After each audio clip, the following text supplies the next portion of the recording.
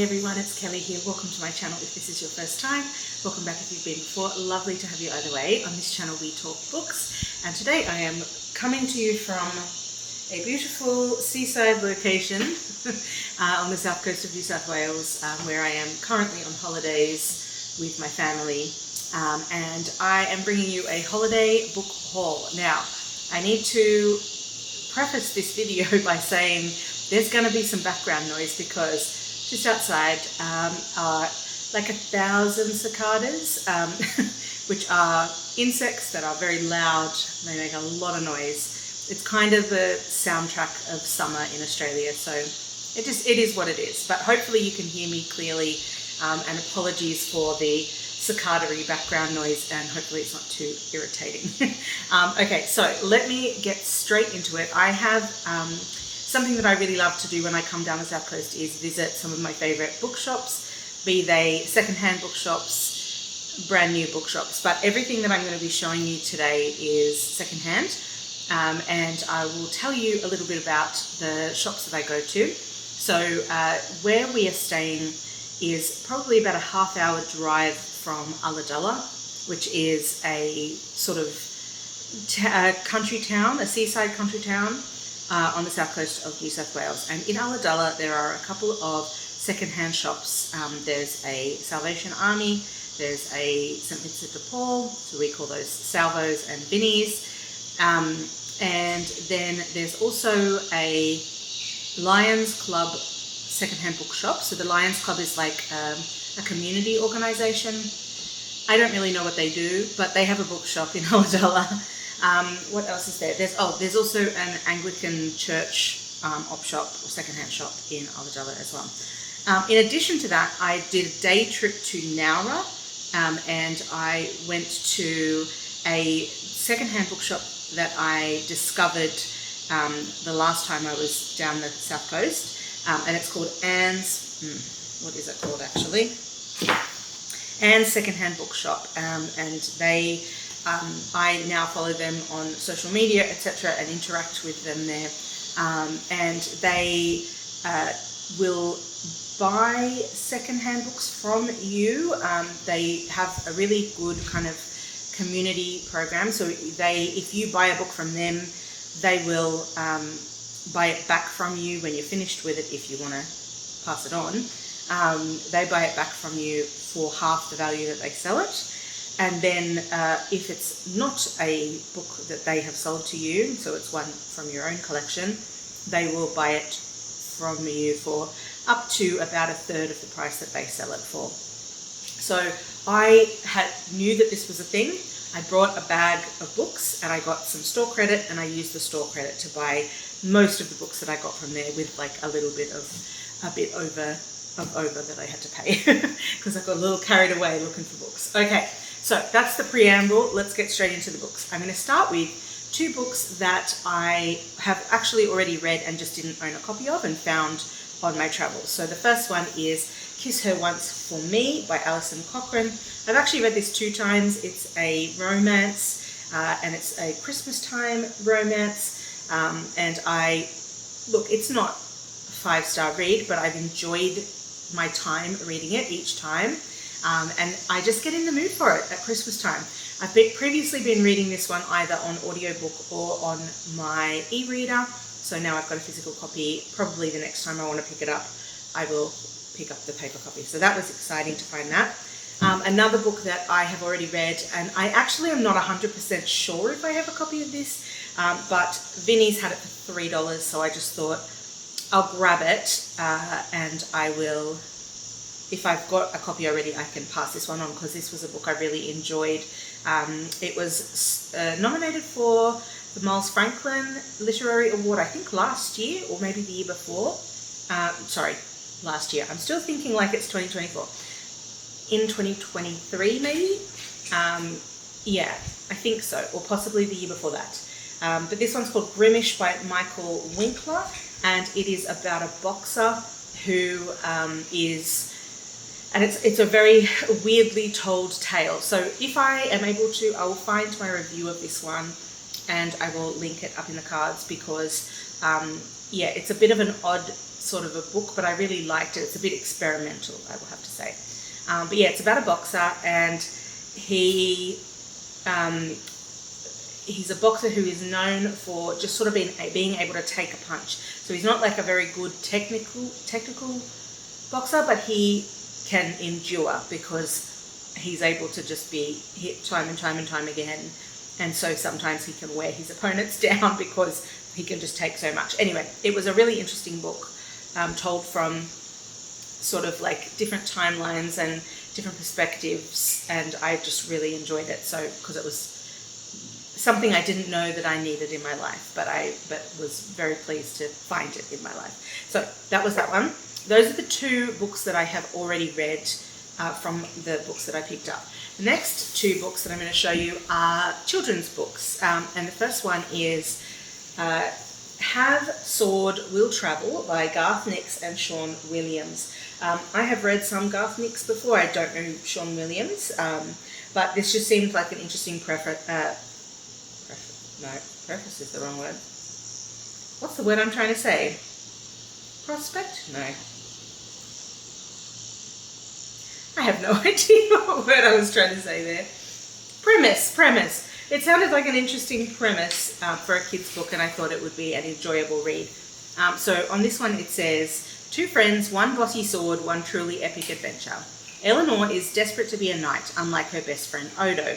So when they find a talking sword in a dried up river, Eleanor's ready to take up her knightly role. But the sword insists that Odo is the knight and Eleanor his squire. Reluctant knight, reluctant squire, and determined sword must set off on a quest to save the kingdom. So it just sounded like fun. So I picked that one up, and it was $2. Bargain. And the other children's book that I picked up is The Island at the End of Everything by Kiran Millwood Hargrave. Again, this one was only $1, so it seemed like a bargain. I have read a book by Kiran Millwood Hargrave. Can I remember the name of it? I literally had this exact same problem before. Yeah, I can't see a list of books that she has written. Anyway, I'll put it up on the screen. Anyway, this one, The Island at the End of Everything, is one of her children's books. The book I have read is one of her adult fiction books. On the back it says, there are some places you would not want to go, even if I told you that we have oceans filled with sea turtles and dolphins, or forests lush with parrots that call through air thick with warmth. Nobody comes here because they want to. The island of no return. Amy lives with her sick mother on an island where the sea is as blue as the sky. It's all she knows and loves, but the arrival of a cruel government official, Mr. Zamora, changes her world forever. Her island is to become a colony for sufferers of leprosy. Banished to an orphanage across the water, Amy meets a honey-eyed girl named for butterflies, and together they set out to find a way back home to the island at the end of everything. So that sounded really good as well. So I only picked up one non-fiction book, and that was Natalie Haynes' Divine Might, Goddesses in Greek Myth. So Natalie Haynes has sort of been all over the place recently. So this was definitely an author buy. Also, I think this was not published too long ago. Yeah, 2023, so it's not super old. And I have heard good things about Natalie Haynes' writing. And obviously she has a lot of expertise in myth and gods and goddesses and so on. So this is definitely one that I'm looking forward to picking up. Basically, it is just about the goddesses in Greek myth. So I don't think I need to read the back to you. That kind of sums up what the book is about. Okay, moving on to the sort of rest of the fiction, the adult fiction, I guess. I'll start off with the book that's on the top of the pile, which happens to be a romance. It is The Flat Share by Beth O'Leary. And this is a romance book that I have heard really good things about. So basically there are 2 characters, Tiffy and Leon, who share a flat and a bed, but they've never met because they work different, so one works day shift, one works night shift. So it's sort of this, they're like, let's save some money here. So it says on the back, their friends think they're crazy, but it's the perfect solution. Night worker Leon occupies the one bed flat while Tiffy's at work in the day, and she has the run of the place the rest of the time. But with obsessive ex-boyfriends, demanding clients at work, wrongly imprisoned brothers, and of course the fact that they still haven't met yet, they're about to discover that if you want to feel at home, you need to throw the rule book out the window. So it just sounds like an interesting premise for a story, and yeah, I'm interested to read this one at some point. Another book, this one is one that I've heard mixed things about, so I'm not sure that I'm going to enjoy it, but I thought I'd grab it anyway. It's Insatiable by Daisy Buchanan. This one, on the back it says, stuck in a dead-end job, broken-hearted, broke and estranged from her best friend, Violet's life is nothing like she thought it would be. She wants more, better friends, better sex, a better job, and she wants it now. So when Lottie, who looks like the woman Violet wants to be when she grows up, offers Violet the chance to join her exciting startup, she bites. Only it soon becomes clear that Lottie and her husband Simon are not only inviting Violet into their company, they are also inviting her into their lives. Seduced by their townhouse, their expensive candles, and their Friday night sex parties, Violet cannot tear herself away from Lottie, Simon, or their friends. But is this really the more Violet yearns for? Will it grant her the satisfaction she is so desperately seeking? So it sounds interesting, but yeah, I've heard mixed things, so we'll see. Okay, another really interesting find was 8 Lives of a Century-Old Trickster by Mirinae Lee. This one was nominated for the Women's Prize for Fiction, I believe, last year in 2024. Definitely longlisted. I can't recall if it was shortlisted. So this one says, at the Golden Sunset Retirement Home, it is not unusual for residents to invent stories. So when elderly Ms. Mook first begins to unspool her memories, the obituarist listening to her is skeptical. Stories of captivity, friendship, murder, adventure, assumed identities, and spying. Stories that take place in World War II in Tunisia, in Busan during the Korean War, in Cold War Pyongyang in China. The stories are so colourful and various, at times so unbelievable that they cannot surely all belong to the same woman, can they? So that sounds interesting. This one was really cheap. I think it was like $2 or $2.50, so I picked that one up in a flash. The next one is The Good Wife of Bath by Karen Brooks. It says a, in brackets, mostly true story. This is one of the ones that I picked up from Anne's secondhand books, and it just sounded like a really interesting story.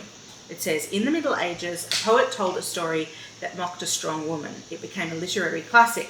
But what if the woman in question had a chance to tell her own version? Who would you believe? So obviously we're talking here about Chaucer, the wife of Bath. And this is sort of, I guess, a feminist retelling from her perspective. England, the year of our Lord 1364, when married off aged 12 to an elderly farmer, Eleanor Cornfed, who's constantly told to seek redemption for her many sins, quickly realises it won't matter what she says or does. God is not on her side, or any poor woman's for that matter. But Eleanor was born under the joint signs of Venus and Mars. Both a lover and a fighter, she will not bow meekly to fate, even if 5 marriages, several pilgrimages, many lovers, violence, mayhem, and wildly divergent fortunes that swoop up and down as if spinning on Fortuna's wheel itself, do not for a peaceful life make. Aided and abetted by her trusty god-sibling Alison, the counsel of one Geoffrey Chaucer, and a good head for business, Eleanor fights to protect those she loves from the vagaries of life, the character deficits of her many husbands, the brutalities of medieval England, and her own fatal flaw, a lusty appreciation of mankind, all while continuing to pursue the one thing all women want, control of their own lives. So that sounds very exciting, and I'm definitely really keen to get to that one. Okay, this was an exciting find for me. It's Some Tame Gazelle by Barbara Pym. Recently, I've heard really good things about Barbara Pym. I've never read any of her work, so finding a really good condition copy of one of her books was very exciting for me, and it was only $3. Bargain. So it says, together yet alone, the Mrs. Bede, Mrs. as in two Miss Bedes, I guess, occupy the central crossroads of parish life. Harriet, plump, elegant and jolly, likes nothing better than to make a fuss of new curates, secure in the knowledge that Count Riccardo Bianco will propose to her yet again this year. Belinda, meanwhile, has harboured sober feelings of devotion towards Archdeacon Hockleave for 30 years. Then, into their quiet, comfortable lives comes a famous librarian, Nathaniel Mould, and a bishop from Africa, Dr. Theodore Grote, who each takes to calling on the sisters for rather more unsettling reasons. So that sounds really interesting, and I'm really excited to get into Barbara Pym. The one that I've heard about is, I think, Excellent Women. Just looking on the back here. If I enjoy her writing when I read this one, I'll definitely seek out another one, potentially that one. Okay, the next one is a bit of an Australian classic, and it's by Thea Astley, and it's called It's Raining in Mango. I have read a little bit of Thea Astley before, and I've read her biography as well, which was really interesting, but I have not yet read this one. I do have a copy of it on my e-reader, but I found this paper copy, so I decided to pick it up. It says, one family traced from the 1860s to the 1980s, from Cornelius to Connie to Reva, who was last seen heading north. Cornelius Laffey, an Irish-born journalist, wrests his family from the easy living of 19th century Sydney and takes them to Cooktown in northern Queensland, where thousands of diggers are searching for gold in the mud. The family confronts the horror of Aboriginal dispossession. Cornelius is sacked for reporting the slaughter.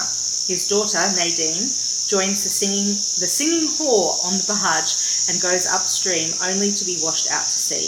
The cycles of generations turn one over the other. Only some things change. That world and this world both have their Catholic priests, their bigots, their radicals. Full of powerful and independent characters, this is an unforgettable tale of the other side of Australia's heritage. So that sounds super interesting, and I'm really interested to read it for sure. And maybe that's one that I'll tackle sooner rather than later, because that sounds really good. Okay, I then also picked up two Isabel Allende books. One is The Infinite Plan, and the other is Daughter of Fortune. So I am amassing quite the collection of Isabel Allende books. I've only read The House of the Spirits, so I really need to do some more Isabel Allende reading, so maybe that will also be a project for this upcoming year. So The Infinite Plan tells the story of Gregory Reeves, the son of Charles, an itinerant preacher. As a boy, Gregory accepts the endless journeying and poverty which is his family's lot, never questioning the validity of his father's homespun philosophy of life, the infinite plan. But as manhood approaches, Gregory finds himself increasingly possessed by a yearning to escape. Hankering after worldly wealth, he longs to break away from the barrio, the teeming Hispanic ghetto of downtown LA, where his family has finally settled. Gregory's quest, so different from his father's, takes him first to the killing fields of Vietnam and thence to law school at Berkeley, from where he pitches headlong into a hedonistic pursuit of the American dream. And Daughter of Fortune says, Eliza's birth was a forbidden subject. According to Miss Rose, the basket they had found was woven of the finest wicker and lined in batiste.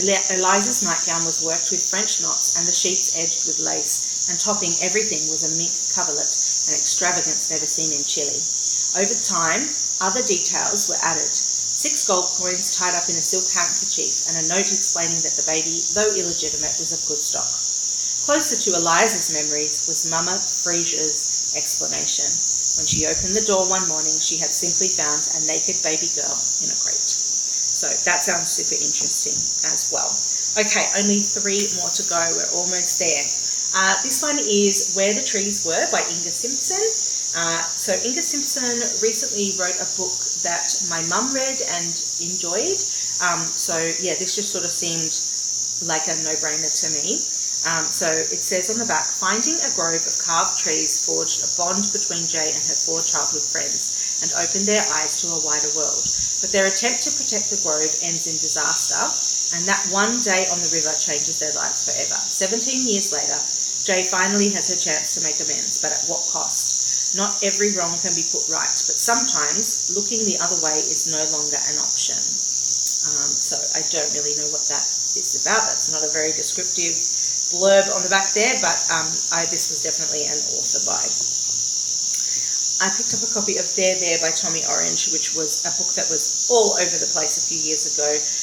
And I believe that Tommy Orange put out a sequel to this book just last year. So if I enjoy this one, I'll definitely seek that one out. This was $4, so this seemed like, again, like a no-brainer to me.